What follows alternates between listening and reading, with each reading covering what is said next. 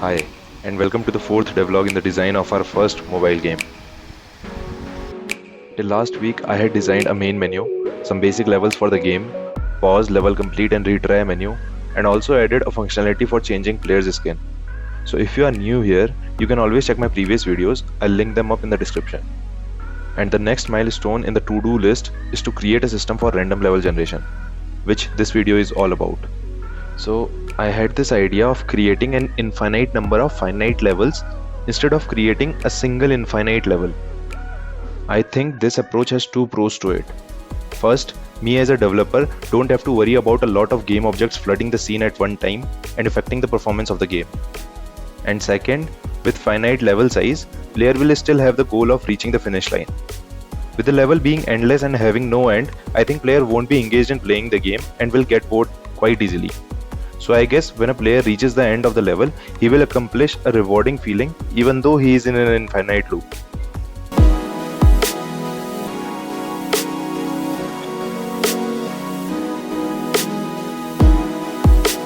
I started by creating a script which will hold enemy objects. This script will spawn these objects randomly at runtime. Before making any modifications further, I took a pen paper and draw out some animation sequences for different objects. Now let's do some coding and bring these animating objects to life, one by one. Moving boxes, blades and squares, check. Rotating blades, squares and boxes, also check. Shooting cannons and launchers, they were also working quite fine. And in the end, there comes the grinder, the falling is fair, and the combination of big boxes.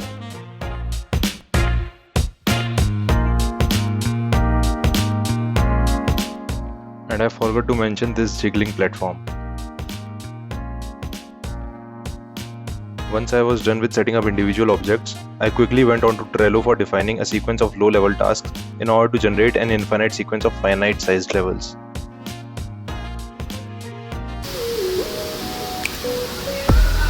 It was Friday, the weekend was approaching, and in order to maintain my sanity, I need a short break.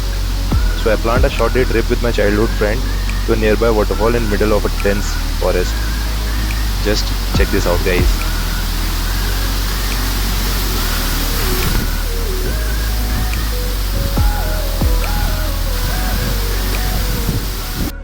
After having a refreshing weekend, I started on Monday by saving my changes onto Git and picking up the first task from Trello board, which is to adjust the play space according to the area covered by the randomly spawned game objects.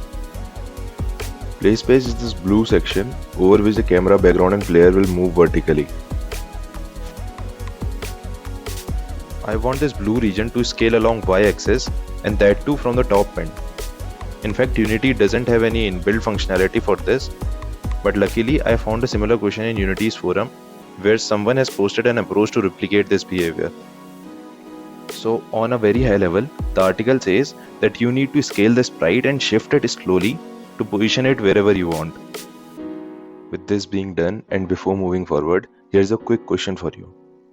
As we are randomly placing objects at runtime and using infinite number of finite size levels, so what shall happen when the player dies while playing any randomly generated level? The answer is quite obvious that he shall retry to play the same level again, but the actual brainstorming is to find a way कि आखिर ये होगा कैसे? After stumbling around here and there and using the optimum 200% capacity of my brain, an idea came to my mind. As we are making 2D game, how about we store XY coordinates along with some secondary details of all the objects that were spawned at runtime, and later use all these details to reload that particular level when the player dies.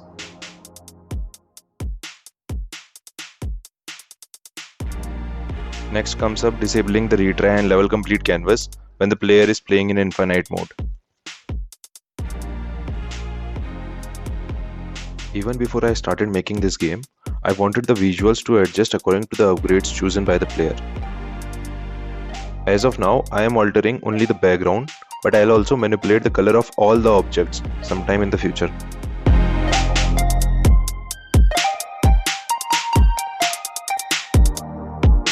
This will urge player to constantly buy new upgrades in order to have a new visual experience.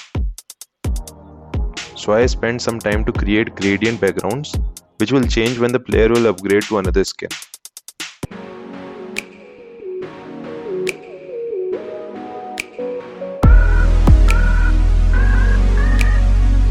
Apart from random level generation, there are also two small modifications which I did.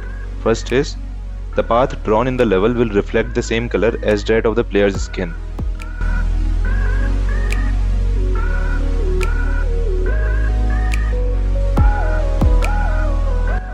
And another modification is, when the player will die, the color of the particles will change according to the skin chosen by the player.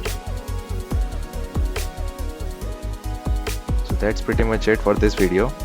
There'll be at most 1 or 2 devlogs for this game. After that I am planning to start a new project, basically a 2D shooter or multiplayer game.